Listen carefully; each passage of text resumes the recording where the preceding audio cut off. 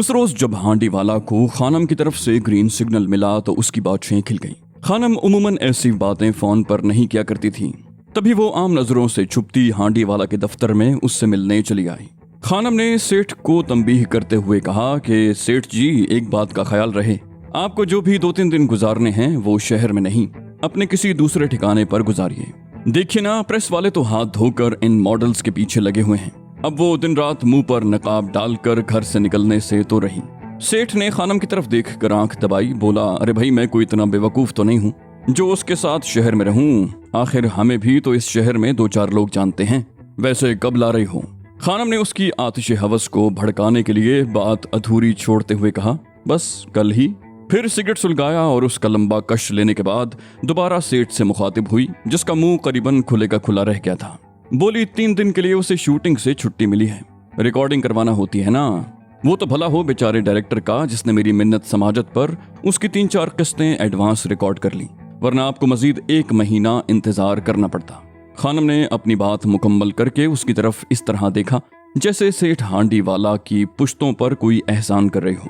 सेठ बोला, अरे वाह खानम, जीती रहो भाई, दिल खुश कर दिया, लेकिन बेफिक्र रहो, हम भी तुम्हारा दिल खुश कर देंगे। ये कहते हुए उसने अपना इंटरकॉम उठाया और किसी से अपनी मखसूस जबान में बात की, जिसकी समझ खानम को नहीं आ सकी थी।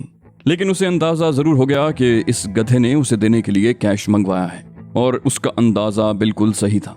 बमुश्किल 3-4 मिनट के बाद ही एक मदकूक सा मुंशी नुमा शख्स अंदर आया और खानम की तरफ खूनी नजरों से घूरते हुए उसने प्लास्टिक की एक महफूज थैली में बंद खती रकम का बंडल सेठ हांडी वाला की तरफ बढ़ा दिया, जिसने बगैर एक लफ्ज कहे सुने उसे वापस जाने का इशारा किया। मुंशी जिस तरह आया था उसी तरह खानम को खा जाने वाली नजरों से घूरता वापस चला गया। ये पहली मर्तबा नहीं हुआ था। खानम को ये शख्स बहुत खटकने लगा था। उसने मुंशी के जाते ही सेठ हांडी वाला से कहा, तुम्हारे पास कोई और अकाउंटेंट नहीं है? सेठ घबरा गया, बोला, क्यों, क्या हुआ? खानम ने बड़े नखरे से कहा, आइंदा इसे कभी मेरे सामने न बुलाना, कमबख्त ऐसे घूरता है जैसे इसके बाप की कमाई हो। ये सुनकर सेठ हांडी वाला के दिल की धड़कन नॉर्मल हुई। बोला, अरे खानम जी, आप कहो तो इसकी दुनिया ही से छुट्टी करवा दूं? नहीं लगेगा आज के बाद आपके मत्थे, कभी भी नहीं। अरे मेरे दादा रुस्तम भाई हांडी वाला के जमाने से आ रहा है ना। लेकिन छोड़ो, तुम भूल जाओ, बिल्कुल नॉर्मल हो जाओ, रिलैक्स। फिर उसने अपनी सीट से खड़े होकर कहा, ये हकीर सा नजराना अपने इस खादिम की तरफ से कबूल करो। लड़की को अलग से हिस्सा मिल जाएगा और तुम्हारा भी ये मुकम्मल हिस्सा नहीं। तुम जानती हो खानम, सेठ को अल्लाह ने इस मामले में बहुत बड़ा दिल दिया है। खानम ने शुक्रिया कहकर नोटों का बंडल अपने बड़े से पर्स में मुंतकिल कर दिया। उसने थोड़ी देर के बाद उठते हुए कहा, कल कहाँ लाऊं उसे? सेठ बोला, कब आना चाहोगी? खानम ने कहा, दोपहर के बाद ही आऊंगी। दोपहर तक वो मसरूफ है, शूटिंग है ना। सेठ बोला, ठीक है, मेरे प्लाजा वाले ऑफिस में आ जाना, उधर कोई नहीं होगा और हम वहीं से फिर दूसरे शहर चले जाएंगे। मैं अपने 2-3 दिनों के काम कल तक समेट दूंगा। मैं तो कहता हूँ कहीं फॉरेन का चक्कर ही लगा लेते हैं, थाईलैंड कैसा रहेगा? सेठ ने कहा और खानम का दिल धक से रह गया। बोलिए, अरे ना सेठ ना, खुदा के लिए अभी ऐसी कोई बात जबान पर न लाना। 2-3 मुलाकातों के बाद शायद वो इसके लिए तैयार हो जाए, लेकिन अभी मैं उससे ये बात नहीं कह सकती। तुम समझते क्यों नहीं? वो आम किस्म की लड़की नहीं है, बड़ी खास लड़की है और बड़ी मुश्किल से पटरी पर चढ़ाया है मैंने उसे। उसकी माँ तो बाहर भेजने के लिए तैयार ही नहीं थी। वो लड़की को अकेले नहीं जाने देती, शूटिंग पर भी उसके साथ जाती है। तुम यकीन करना सेठ कि वो जिंदगी में पहली मर्तबा अकेली बाहर जाएगी, पहली मर्तबा, और ये एजाज तुम्हारे हिस्से में आ रहा है। अरे उसके लिए तो इतने लोग हाथ धोकर मेरे पीछे पड़े हैं कि मैं तुम्हें क्या बताऊं। मुझे तो डर लगने लगा है सेठ जी, अगर किसी को इल्म हो गया कि मैंने उसे तुम्हारे साथ भेजा है तो मुझे कत्ल ही न करवा दे। बहुत एहतियात करना सेठ, उसे मामूली लड़की न समझना। उसने सेठ को दोबारा गड़बड़ा कर रख दिया। वो बोला, अरे जैसा तुम हुक्म दोगी वैसा ही होगा खानम, बिल्कुल वैसा ही होगा। मैंने तो ऐसे ही कह दिया था। उसने बाकायदा अपने मुंह पर हल्की सी चपत रसीद करके शर्मिंदगी का इजहार भी कर दिया। खानम ने रुखसत की इजाजत चाही। बोली, ठीक है, कल फिर प्लाजा में मुलाकात होगी। और अपने मंसूबे की पहली कड़ी मुकम्मल होने पर वो दिल ही दिल में मुस्कुराती। परवीन को उसने सिर्फ यही बताया था कि उसे सेठ हांडी वाला के साथ 2 रातें और 1 दिन गुजारना है और रवानगी पर उसे अपनी मंजिल से सेठ से चोरी छुपे आगाह करना है, ताकि सेठ को शक भी न गुजरे और खानम भी बाखबर रहे। परवीन बेचारी ने हवन्नकों की तरह सर हिला दिया। उसके तो वहम गुमान में भी ये बात नहीं थी कि उसे किसी चक्कर में कुर्बानी की बकरी बनाया जा रहा है। परवीन को इस बात का एहसास तो जरूर होने लगा था कि उस सीरियल में काम करने और कुछ अखबारात में मॉडलिंग करवाने के बाद से वो इस शहर की नंबर 1 मॉडल और एक्ट्रेस बन चुकी है। लेकिन उसके लाशऊर में ये बात नक्श होकर रह गई थी कि ये सब कुछ सिर्फ और सिर्फ खानम की बदौलत है, जिसने परवीन को जो एक मामूली सी तवाइफ की नाजायज औलाद थी और किसी तरह मैट्रिक पास कर लिया था, जमीन से उठाकर आसमान की बुलंदियों तक पहुंचा दिया था। जब से वो खानम के ज़ेरे हिफाजत आई थी, उसकी तरक्की होने लगी थी। खानम ने एक मंसूबाबंदी के साथ उसे कदम ब कदम आगे बढ़ाया था। उसकी माँ और जाली बाप को उसकी दोनों बहनों और नशे के आदी भाइयों से गंदे इलाके से निकालकर शहर में एक घर रहने के लिए लेकर दिया था, और इन खिदमात के इवज अगर वो परवीन की जान भी मांगती तो उसे देने से क्या इनकार था। दूसरी लड़कियों के बरक्स जिन्हें खानम मामूली बात पर पीठ डालती थी, इस पर कभी हाथ भी नहीं उठाया था। सिर्फ 1-2 मरतबा गुस्से में उसने परवीन को 1-2 थप्पड़ जरूर मारे थे, लेकिन ये भी उसका हक था। परवीन के वालिदैन को खानम की तरफ से ईमानदारी से उनका हिस्सा मिल जाता था और परवीन के लिए आसाइशों के तमाम दरवाजे खुले थे। उसके वालिदैन को इल्म था कि ये सारी रौनक मेला सिर्फ और सिर्फ खानम की वजह से है। अगर उसने इस मरहले पर भी हाथ खींच लिया तो शायद फिर उन्हें दोबारा उस बाजार में वापस जाना पड़े, जहां जाने का तसव्वुर ही बड़ा हौलनाक था, क्योंकि अब हालात बदल चुके थे और उस बाजार के दरवाजे भी उन पर बंद हो चुके थे। उसे अपने साथ गाड़ी में बिठाते हुए खानम ने कहा, जरा होशियारी से, समझ गई ना? परवीन ने इताअत गुजारी का भरपूर मुजाहरा किया। बोली, जी खानम, आप बेफिक्र रहिए, जैसा आप चाहेंगी वैसा ही होगा। खानम ने पेशेवर नायिका की तरह उसे समझाते हुए कहा, उस मुए वैशी को ज्यादा फ्री ना होने देना। अभी तुम्हें बहुत तरक्की करनी है और याद रखना, जब तक तुम्हारा जिस्म कायम है ये बड़े बड़े सेठ कुत्तों की तरह तुम्हारे पीछे अपनी तोंदें हिलाते फिरेंगे। इन्हें तुम्हारी एक्टिंग से, तुम्हारी मॉडलिंग से कुछ लेना देना नहीं। इन मूजियों का अगर कुछ ताल्लुक है तो सिर्फ तुम्हारी जिनसी कशिश से। परवीन ने अपने होंठों पर जहरीली मुस्कुराहट जमाई। बोली, मैं जानती हूँ खानम, जानती हूँ। वाकई परवीन से ज्यादा इस तल्ख सच्चाई का इदराक और किसको था। उसने जिंदगी के तमाम जीने अपने बदन की सीढ़ियों पर पांव रख कर सर किए थे। अगर उसके पास खूबसूरत चेहरा और जिस्म न होता तो उसके जाली बाप की उम्र जितना स्याह मुंह और मोटी तोंद वाला टीवी डायरेक्टर उसे उस सीरियल में शायद नौकरानी का रोल भी न देता। उसे अगर कुछ मिला था तो खानम के ताल्लुक और उसके हाथों परवीन के बेहतरीन इस्तेमाल की बदौलत। दोनों दोपहर को प्लाजा में पहुंच गईं। ये सेठ हांडी वाले के शहर में मौजूद बहुत से दफातर में से एक दफ्तर था, जिसको खुसूसी अहमियत इसलिए हासिल थी कि यहाँ वो खास मेहमानों को बुलाया करता था या फिर बहुत अहम किस्म की बिजनेस मीटिंग हुआ करती थी। सेठ ने दोनों का बड़े जी जान से इस्तकबाल किया। उनके एजाज में इंतहाई पुरतकल्लुफ चाय बहुत कीमती क्रॉकरी में पेश की गई। खानम कुछ देर बैठ कर चली गई। उसकी रवानगी के फौरन बाद ही सेठ ने बेतकल्लुफी का मुजाहरा शुरू कर दिया, जो परवीन के लिए नई बात नहीं थी। उसने सेठ से कहा, मेरे ख्याल से यहाँ मुनासिब नहीं। सेठ ने जोकरों की तरह सीने पर हाथ बांधे बोला, जैसे आपका हुक्म, और तरंग में आकर उसे अपने 2-3 मज़ाफाती बंगलों के मुताल्लिक बताकर उसकी चॉइस दरियाफ्त की। परवीन ने उनमें से एक का नाम ले दिया। हांडी वाला ने अपना बड़ा सा सर असबात में हिलाते हुए कहा, ठीक है, अभी वहीं चलते हैं, मैं जरा 5 मिनट लूंगा, आपको जहमत तो होगी, माजरत। और वो उससे इजाजत लेकर दूसरे कमरे में चला गया। शायद वो इन 5 मिनटों में अगले 2 दिन के प्रोग्राम निपटाने गया था, जो उसे परवीन के साथ अपने बंगले में गुजारने थे। ये कमरा हर लिहाज से किसी 5 स्टार होटल का स्वीट दिखाई दे रहा था, जहां इंतहाई कीमती फर्नीचर भी था और टीवी के साथ एक बड़ी स्क्रीन लगाकर उसे सिनेमा की शक्ल दे दी गई थी। परवीन ने उसके बाहर निकलते ही अपने मोबाइल फोन पर खानम का नंबर मिलाया और उसे अपनी अगली मंजिल से आगाह करने के फौरन बाद बंद कर दिया, जिसके बाद उसने मुल्हिका बाथरूम का रुख किया और अपना मेकअप दुरुस्त करके बाहर आ गई। अब वो टीवी से दिल बहलाने लगी थी, जिस पर दुनिया के करीबन तमाम चैनल्स देखने की सहूलत हासिल थी। करीबन 10 मिनट के बाद सेठ हांडी वाला कमरे में वापस लौट आया। उसने अपने 3-4 मिनट देर से आने पर परवीन से भिखारियों की तरह हाथ बांध कर बार बार माजरत की। अब वो रवानगी के लिए तैयार थे। सफर शुरू करने से पहले सेठ हांडी वाला ने सोने का एक कीमती लॉकेट और नोटों का एक बंडल उसे थमा दिया। बोला, ये सब कुछ आपके शायाने शान तो नहीं, लेकिन हमारी तरफ से दोस्ती के आगाज पर ये तोहफा कबूल कीजिए। और परवीन ने बड़ी नखवत और नाजो अंदाज से तोहफा कबूल कर लिया। थोड़ी देर के बाद वो इंतहाई कीमती और आरामदेह मर्सिडीज में महवे सफर थे।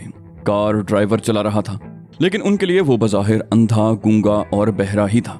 करीबन 3 घंटे की ड्राइव उन्हें अपने ठिकाने पर पहुंचा देती, जहां अपनी वहशत और बहीमत को तस्कीन देने का सारा सामान सेठ हांडी वाला ने जमा कर रखा था। हाईवे पर पहुंचने तक शाम गहरी हो चुकी थी। ऑटोमेटिक निजाम रखने वाली गाड़ी की लाइटें खुद ब खुद जल गईं। करीबन 1 घंटे के सफर में परवीन को एक लम्हे के लिए भी थकान या बेचैनी का एहसास नहीं हुआ। उसने अपनी जिंदगी में इतनी आरामदेह गाड़ी कभी नहीं देखी थी। हालांकि 2-3 मरतबा वो खानम के साथ हवाई जहाज की फर्स्ट क्लास में दारुल हुकूमत का चक्कर लगा चुकी थी, जहां उसके जरिए खानम ने अपने काम निकलवाए थे। लेकिन इतने आराम और सहूलत का एहसास तो उसे वहां भी नहीं हुआ था। गाड़ी में मौजूद आइस बॉक्स में मशरूबात सजे थे, जो सेठ हांडी वाला वक्तन फवक्तन उसे पेश करता रहा। अपनी मर्जी के म्यूजिक से वो दिल बहलाते रहे। 1 घंटा मजीद गुजर गया। अब रात ढल चुकी थी। गाड़ी ने मोड़ काटा और हाईवे से उस ज़ेली सड़क की तरफ मुड़ गई, जहां से उन्हें अपने बंगले तक पहुंचना था। स्ट्रीट लाइट का नामो निशान दिखाई नहीं दे रहा था। उनके चारों तरफ हौलनाक सन्नाटा था। यहाँ पर स्याह रात के लंबे और मुहीब साए फैलते ही चले जा रहे थे। यहाँ से आगे 15-20 मील तक दोनों तरफ वीरानी थी, जिसके बाद फिर आबादी का निशान दिखाई पड़ता।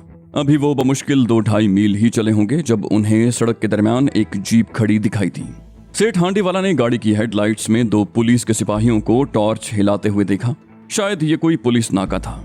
कभी कभी यहाँ पुलिस मुमकिना हिफाजती इकदामात के तहत नाके लगाया करती थी, लेकिन आज न जाने क्यों उनकी मौजूदगी पर सेठ हांडी वाला को बहुत गुस्सा आया।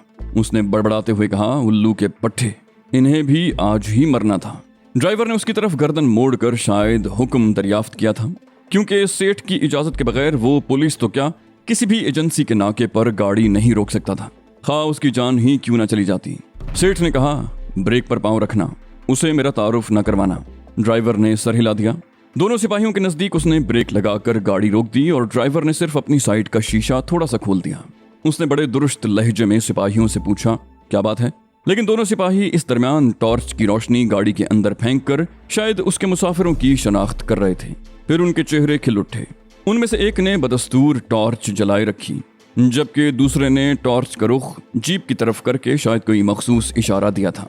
जैसे ही उसका इशारा मौसूल हुआ, 3 नकाबपोश जिन्होंने हाथों में क्लैशनकोफ पकड़ रखी थी, बर्क किसी तेजी से उनकी तरफ लपके। वो शायद जीप की आड़ में इस तरह छुपे हुए थे कि किसी को दिखाई ही न दे सकें।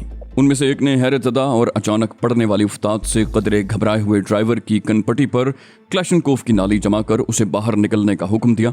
गाड़ी का इंजन स्टार्ट था, लेकिन ड्राइवर ने, जो सिर्फ वक्ती घबराहट का शिकार होने के बाद अब संभल चुका था, बखूबी अंदाजा लगा लिया कि वो गाड़ी भगा नहीं सकता। इस तरह वो सामने 8-10 गज के फासले पर सड़क के ऐन दरमियान खड़ी जीप से टकरा जाएगा। उसने पहले इस पोजीशन में एक्सेलरेटर पर दबाव डालकर निकलने का प्रोग्राम बनाया था, लेकिन वो अपने सेठ की जिंदगी का खतरा कभी मोल नहीं ले सकता था। अगर जीप को टक्कर मार कर निकल जाता तो भी तीनों क्लैशनकोफों से बैक वक्त निकलने वाली गोलियां उन्हें छलनी करके रख देती। उसके लिए सिवाय सरेंडर करने के और कोई चारा नहीं था। बादल नखास्ता अपने होंठ काटता वो बाहर निकल गया। गन बरदारों ने सख्ती से कहा, हाथ ऊपर उठाओ। ड्राइवर को अपनी बेबसी पर गुस्सा आने लगा। कौन हो तुम? क्या चाहते हो? वो सिर्फ ड्राइवर नहीं, सेठ हांडी वाला का बॉडीगार्ड, राजदार और माजी का मारूफ गुंडा था। उस गनबरदार ने ड्राइवर के पहलू में बंदूक की नाली लगाते हुए कहा, शट अप, दोबारा कोई सवाल न करना। ड्राइवर फट पड़ा, बोला, मर्द के बच्चे हो तो मुझे एक मौका देकर देखो। लेकिन उसके सवाल का जवाब उसे अपने सर पर लगने वाली उस जोरदार जर्ब की सूरत में मौसूल हुआ, जो उस गनबरदार के दूसरे साथी ने अपने गन के दस्ते से उसके सर पर लगाई थी। ड्राइवर कटे हुए दरख्त के तने की तरह वहीं गिर पड़ा। साला बहुत मर्द बनता है, ये कहते हुए उस गनबरदार ने ड्राइविंग सीट संभाल ली। सेठ हांडी वाला को ठंडे पसीने आने लगे। ये खिलाफ तवक्को सूरत हाल उसकी जान भी ले सकती थी। और दूसरी तरफ परवीन का बुरा हाल था। खौफ से उसकी घिग्गी बंद गई थी और वो फटी फटी नजरों से कभी सेठ की तरफ और कभी हमलावरों की तरफ देख रही थी। ड्राइवर की सीट संभालने वाले ने ऑटोमेटिक दरवाजे का लॉक अपने दाएं हाथ से खोला और बाहर खड़े हमलावरों ने हैंडल खींचकर दरवाजा खोल दिया। उसने बड़े नॉर्मल लहजे में कहा, सेठ साहब बाहर तशरीफ ले आए, हमने आपको पहचान लिया है, आप सेठ हांडी वाला हैं। चलो अच्छा हुआ, हम तो किसी और का इंतजार कर रहे थे। सेठ ने कुछ हिचकिचाहट का मुजाहरा किया, लेकिन उसने खुले दरवाजे से सेठ का बाजू पकड़कर उसे झटके से बाहर निकलने पर मजबूर कर दिया। हांडी वाला लड़खड़ा कर सीधा खड़ा हो गया। हमलावर बोला, देखो सेठ, तुम दिल के मरीज हो, ज्यादा हलचल तुम्हारे लिए बहुत नुकसानदेह है। अपनी जान से जाओगे, जो हमारे लिए भी और तुम्हारे लिए भी बुरी बात है। अपने पहलवान का अंजाम तो तुमने देख ही लिया होगा। उसने बाहर सड़क पर औंधे मुंह पड़े ड्राइवर की तरफ इशारा किया, जिसके सर से खून पर नाले की तरह बह रहा था। हमलावर ने अपनी जैकेट की जेब से दिल के मरीजों वाली मखसूस गोलियों की डिब्बी उसकी तरफ बढ़ाई। बोला, लो ये गोली जबान के नीचे रख लो। सेठ ने फौरन ही उसकी हिदायत पर अमल किया। गोली जबान के नीचे रखने से उसकी हालत कदरे संभल गई। उसने बमुश्किल कहा, तुम जो चाहते हो मैं देने को तैयार हूँ, लेकिन मुझे जाने दो। गन बरदार ने कहा, हम ऐसा ही करेंगे और उम्मीद है तुम भी वैसा ही करोगे। चुपचाप हमारी हिदायत पर अमल करो और इस जीप में बैठ जाओ। हांडी वाला ने कुछ कहना चाहा, लेकिन दूसरे ही लम्हे क्लैशनकोफ की ठंडी नाली उसकी गर्दन से चिपक गई। गन बरदार ने उसकी गर्दन पर दबाव बढ़ा दिया। बोला, अब तुम जबान से कुछ नहीं कहोगे। और सेठ हांडी वाला डगमगाते कदमों से जीप की तरफ चल दिया। उसे जीप की अगली सीट पर बिठाया गया था। उस गनबरदार ने ड्राइविंग सीट संभाल ली और सिपाहियों में से एक पीछे बैठ गया। परवीन पर क्या गुजरी है, उसकी गाड़ी कहाँ गई, ड्राइवर का क्या बना, सेठ हांडी वाला को कुछ इल्म नहीं था। जैसे ही दोनों जीप में दाखिल हुए, इंजन स्टार्ट हुआ और जीप चल दी। बमुश्किल एक फरलांग दूर जाकर पिछली सीट पर बैठे सिपाही ने पानी की एक बोतल और फर्स्ट एड बक्स सेठ की तरफ बढ़ा दिया। बोला, इसमें तुम्हारे मतलब की तमाम गोलियां मौजूद हैं। अगर समझ ना आए तो मुझे बताना, मैं सिर्फ डाकू नहीं डॉक्टर भी हूँ। अगर कोई तकलीफ महसूस कर रहे हो तो खुद इस्तेमाल कर सकते हो। अपने औसान बहाल रखो, इसी में खैरियत है। अगर जान ही चली गई सेठ तो क्या करोगे? इतनी दौलत और ये बदमाशियां, बाबा जान है तो जहान है। और सेठ हांडी वाला ने वाकई उसकी बात मान ली। उसने बक्स खोलकर सिपाही की टॉर्च से होने वाली रोशनी में उसमें से 2-3 गोलियों का इंतखाब किया और उन्हें पानी से निगल गया। उनमें एक ट्रैंकुलाइजर भी था। 10-15 मिनट के बाद सेठ को नींद आ गई और फिर वो वाकई सो गया। जीप कब तक चलती रही, कहाँ रुकी, कब रुकी, वो जीप से उस आरामदेह कमरे तक कैसे मुंतकिल हुआ, इन सवालात के जवाब देने के लिए यहाँ कोई मौजूद नहीं था। जहाँ उसकी आंख खुली वो कमरा बहुत आरामदेह था। यहाँ जरूरत की हर शय सिवाय टेलीफोन के मौजूद थी। उन लोगों ने यकीनन सेठ हांडी वाला की तलाशी ली थी, लेकिन उसकी जेब से कुछ नहीं निकला था। उसे अपना सर भारी होने का एहसास जरूर हुआ, लेकिन ये मामूल की बात थी। सेठ हांडी वाला ने उस आरामदेह पलंग से उठकर, जिस पर वो फरोकश था, चाहा कि खिड़की के जरिए बाहर का मंजर देखने की कोशिश करे। कुछ सोचकर उसने पर्दा हटा दिया। खिड़कियां बाहर से बंद थीं। अलबत्ता खिड़की से बाहर ऊंची ऊंची दीवारें और कुछ दरख्तों के सिवा कुछ दिखाई नहीं दे रहा था। वो ऊंची ऊंची दीवारों वाली किसी इमारत के इस कमरे में बंद था। कमरे का दरवाजा भी बाहर से बंद था। सेठ हांडी वाला ने मुल्हिका बाथरूम का दरवाजा खोला और खुद को हालात के रहमो करम पर छोड़कर अंदर दाखिल हो गया। परवीन को खौफ से अपना सांस रुकता महसूस हो रहा था। उन्होंने सड़क पर गिरे ड्राइवर के दोनों हाथ पीछे की तरफ बांधे, उसकी आंखों पर पट्टी बांधी और खींच खांच कर उसे कार की अगली सीट पर फेंक दिया। दूसरा सिपाही परवीन वाली सीट के दूसरे कोने पर बैठ गया और गाड़ी चल पड़ी। उसकी सीट पर दूसरे कोने में बैठे शख्स ने कहा, हमने आपके एहतराम में आंखों पर पट्टी नहीं बांधी, क्योंकि हम टीवी भी देखते हैं। आपसे दरखास्त है कि नॉर्मल रहें, इसमें हम सबकी भलाई है। परवीन पहले ही खौफजदा थी, अब वो और सिमट कर बैठ गई। उसे कुछ इल्म नहीं था कि गाड़ी कहाँ जा रही है, उन्हें कौन ले जा रहा है, कहाँ ले जा रहा है। कहीं उन लोगों ने उन्हें गलत फहमी की बिना पर तो इगवा नहीं कर लिया। अगर ये वाकई सेठ हांडी वाला को इगवा करना चाहते थे तो भी उसका इस झगड़े से क्या वास्ता। उसने हिम्मत करके पूछने का फैसला कर ही लिया। इस बात का तो उसे इल्म हो गया था कि उन्होंने परवीन को पहचान लिया है। ऐन मुमकिन है उसे आर्टिस्ट जानकर वो उसको छोड़ दें। यही सोचते हुए उसने अपने गले को थूक निगल कर तर किया और उनसे मुखातिब हुई, देखिए भाई साहब, मेरा इस मामले से क्या लेना देना, आप मुझे। अगली सीट पर बैठे ड्राइवर ने गर्दन घुमाकर उसे खूनी नजरों से देखा। बोला, चुपचाप बैठी रहो, वरना वो हशर करेंगे कि सारी जिंदगी अपने कदमों पर चलने के लायक नहीं रहोगी। अगर दोबारा बात करने की कोशिश की तो जबान खींच लूंगा। परवीन को यूं लगा जैसे उसकी रूह कफ़स अंसरी से परवाज कर गई हो। गाड़ी में एसी पूरी रफ्तार से चल रहा था, लेकिन उसे माथे पर ठंडे पसीने का एहसास हुआ। इस खौफ से कि कहीं अगवा करने वाले बुरा न माने, उसने अपने माथे का पसीना भी साफ न किया। उनके सफर का इख्तिताम करीबन आधे घंटे के बाद हुआ। उन लोगों ने कच्चे पक्के टेढ़े-मेढ़े रास्तों पर करीबन 20 मिनट तक गाड़ी चलाई थी। अब वो एक बड़ी सी हवेली में दाखिल हो रहे थे, जिसके दरवाजे पर मौजूद निगहबान ने टॉर्च की रोशनी उन पर फेंकी और दरवाजा खोल दिया। परवीन का दरवाजा अंदर मौजूद पहरेदार ने ही खोला था, जिसकी आवाज देने पर एक औरत वहां आ गई थी, जिसने परवीन को अंदर कमरे की तरफ चलने का इशारा किया। थोड़ी देर के बाद वो भी सेठ हांडी वाला जैसे आरामदेह कमरे में बंद थी। फर्क सिर्फ ये था कि उसके साथ वही औरत मौजूद थी। शायद उन लोगों को ये खौफ रहा हो कि परवीन घबरा कर खुदकुशी ही न कर ले।